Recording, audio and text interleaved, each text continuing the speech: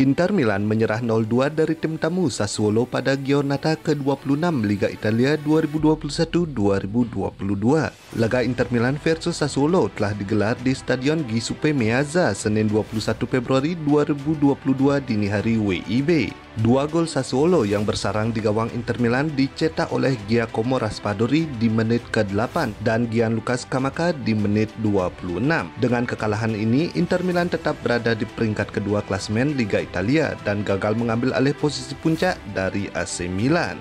I Nerazzurri mengoleksi 54 poin dari 25 pertandingan, terpaut 2 angka dari AC Milan yang sudah bermain 26 kali. Kedua tim memainkan tempo cepat sejak awal. Sassuolo lebih dulu mengancam lewat sepakan kaki kiri Hamed Traore dari luar kotak penalti, tetapi masih menyamping. Setelah peluang Hamed Traore, Inter Milan lebih banyak menguasai bola, tetapi mereka mendapat tekanan hebat dari Sassuolo yang menerapkan high pressing.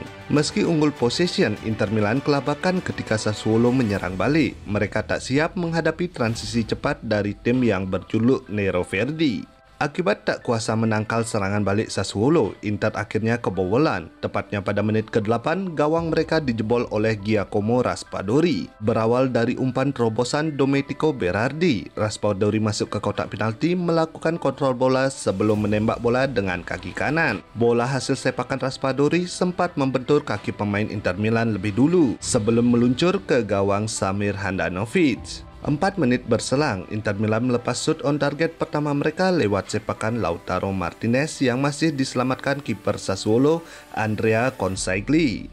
Inter terus menekan. Pada menit ke-16, sepakan kaki kiri jarak jauh Hakan Çalhanoğlu melenceng tipis dari sasaran.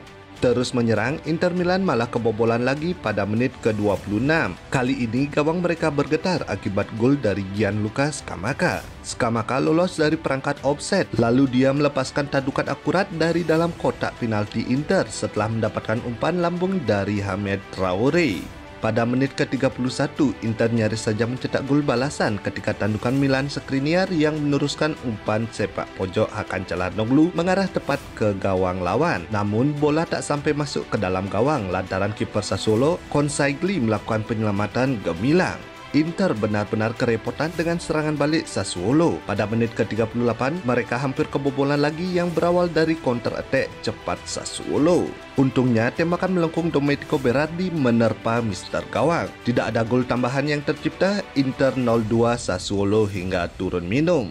Memasuki babak kedua, Inter Milan yang membutuhkan gol untuk mengejar ketertinggalan langsung melakukan perubahan. Edin Dzeko dan Denzel Dumfries dimasukkan untuk menambah daya serang La Beniamata. Aksi pertama Edin Dzeko adalah ketika dia lolos dari perangkap offside, berlari ke kotak penalti lawan lalu melepas tembakan kaki kiri pada menit ke-58. Sayangnya peluang itu urung berbuah gol. Sepakan Dzeko masih bisa dimentahkan Andrea Consigli yang tampil gemilang. 5 menit berselang, Edin Dzeko kembali mengancam, kali ini lewat tandukan setelah menerima umpan silang dari Ivan Perisic di sisi kiri. Lagi-lagi upaya Dzeko digagalkan Consigli. Sundulan striker asal Bosnia itu dihentikan Consigli tepat di depan garis gawang.